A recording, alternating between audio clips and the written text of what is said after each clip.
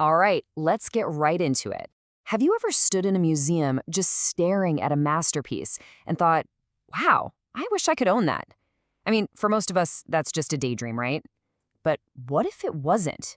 Today, we're going to talk about a revolution that's blowing the doors off the super exclusive world of fine art investment and making it accessible for pretty much everyone. You know, the fine art market has always felt like this untouchable world. It's this place with high-stakes auctions, private dealers, and price tags that have a, frankly, dizzying number of zeros. It's basically a club with a velvet rope, and most of us have been stuck on the outside looking in. But what if all of that is changing? Seriously, what if you, right now, could become a part owner of a painting by one of the legends? It sounds almost too good to be true, but that's the exact idea we're breaking down today.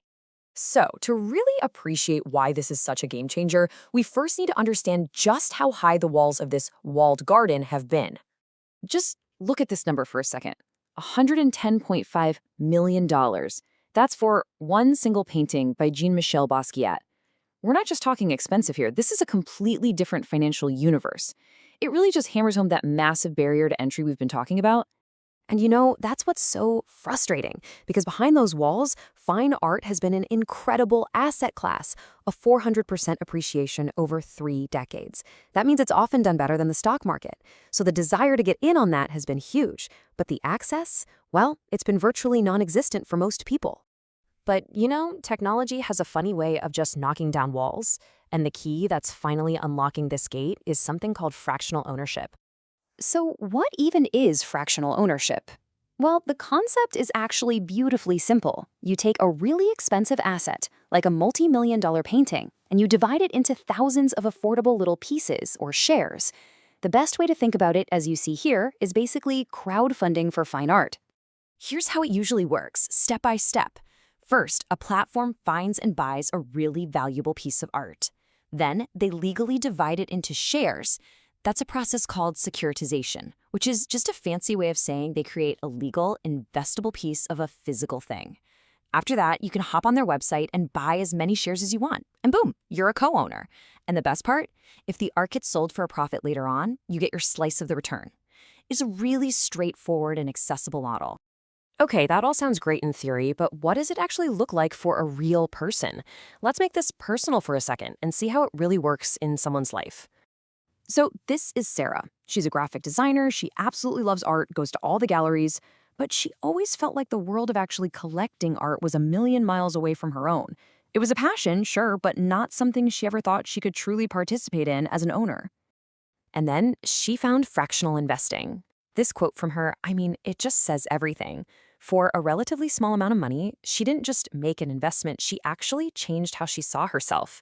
She became an art investor. There's this incredibly powerful emotional and cultural value here that honestly goes way beyond just the money. But hey, the financials are pretty great too. Her $200 investment in a Banksy piece, it grew by 30% in just 2 years. This is the proof right here. It shows that this isn't just about feeling good. It can be a genuinely smart financial move.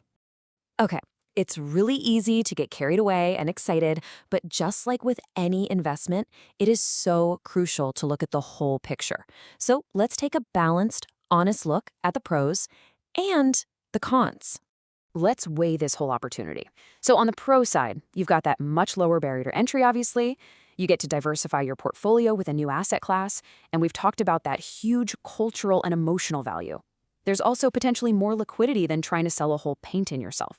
But on the cons side, you have to go in with your eyes open. The art market can be volatile. You've got to be aware of platform and management fees that can chip away at your returns, and there's a risk of illiquidity. What that means is if you need your cash back fast, you can't always sell your share instantly like a stock. You might have to wait for a buyer, and that can take time. And of course, you always have to be smart about the risk of fraud, so picking a reputable platform is absolutely key. So what's making all of this possible and, more importantly, secure? Well, it comes down to 2 key pieces of technology. First up is blockchain. It provides a super transparent and unchangeable digital record, a ledger, of who owns what. This is your digital proof that you own your share, and it can't be messed with. Then there's artificial intelligence. The platforms use AI to sift through decades of auction results, market trends, and artist data to spot patterns that we humans might miss. It helps them pick art that has the highest potential to grow in value. So it's really a combination of digital security and data-driven smarts. So, after hearing all that, are you a little curious? Maybe thinking you might want to take the plunge? Let's walk through what your very first steps could look like. It's probably simpler than you think.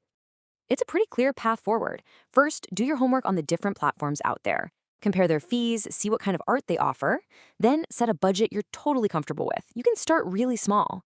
And just remember, this is a long game. Art isn't about day trading. It's about owning a piece of culture and being patient enough to watch it grow over time. And that pretty much brings us to the end. We've journeyed from this exclusive, walled-off world to a wide-open, accessible digital marketplace.